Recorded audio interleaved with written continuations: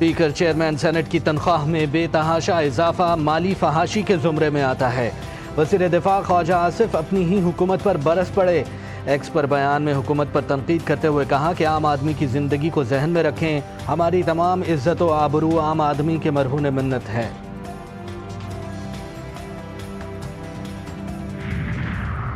تنخواہ 2.5 لاکھ سے بڑھ کر 21.5 لاکھ کیوں ہوئی؟ وزیر خزانہ نے چیئرمین سینٹ اور اسپیکر کی تنخواہ بڑھانے کی وجہ بتا دی۔ کہا 2016 میں کابینہ کے وزراء کی تنخواہ بڑھائی گئی تھی، اگر ہر سال تنخواہ بڑھتی رہتی تو ایک دم بڑھنے والی بات نہ ہوتی۔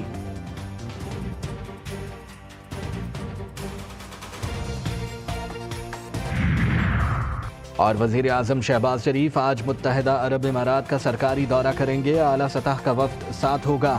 دورے کے دوران اماراتی قیادت سے اعلیٰ سطح کی ملاقاتیں ہوں گی۔ وزیر اعظم شہباز شریف کی شیخ محمد بن زاید ال نہیان سے ملاقات ہوگی۔ دو طرفہ علاقائی اور عالمی امور پر تبادلہ خیال ہوگا۔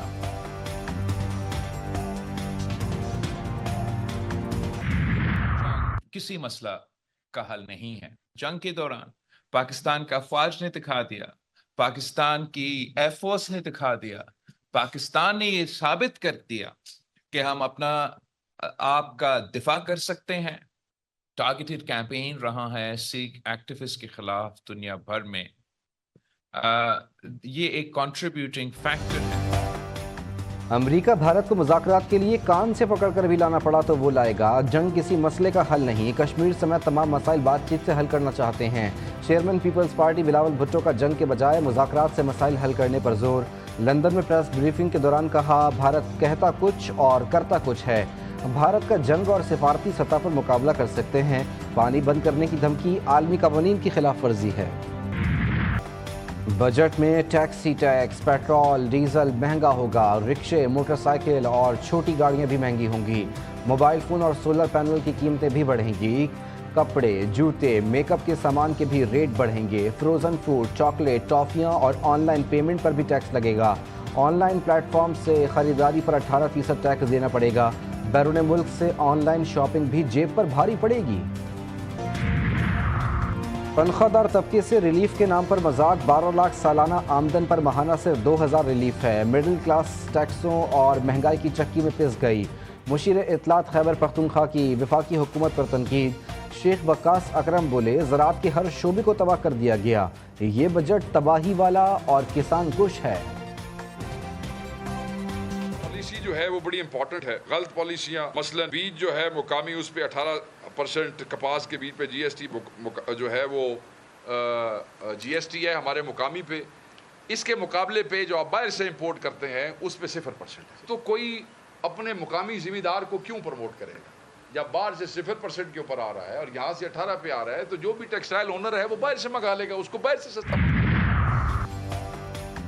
پلاٹ گھر اور کمرشل پراپرٹی سستی ہونے کا امکان۔ کمرشل جائیدادوں پلاٹوں اور گھروں کی ٹرانسفر فیڈرل ایکسائز ڈیوٹی ختم۔ 10 مرلے تک گھروں کو اور 2000 مربع فٹ کے فلیٹس پر ٹیکس کریڈٹ متعارف کرایا جائے گا۔ نان فائلرز گاڑی اور جائیداد نہیں خرید سکیں گے۔ چیئرمین آباد کہتے ہیں جائیداد کی خریداری پر کمی کر کے فروخت کرنے پر ود ہولڈنگ ٹیکس بڑھانے سے پراپرٹی کی قیمتوں پر اثر نہیں پڑے گا۔ حکومتی پوسٹ بجٹ کانفرنس میں صحافیوں کا احتجاج۔ ایف بی آر کی جانب سے فائنانس بل پر بریفنگ نہ دینے پر پریس کانفرنس سے واک آؤٹ کر دیا۔ وفاقی وزیر اطلاعات عطا تارڑ کی معذرت پر بائیکاٹ ختم۔ Chairman F B R Rashid Langrial کی بھی صحافیوں سے معذرت۔ فائنانس بل پر ٹیکنیکل بریفنگ دینے کی یقین دہانی۔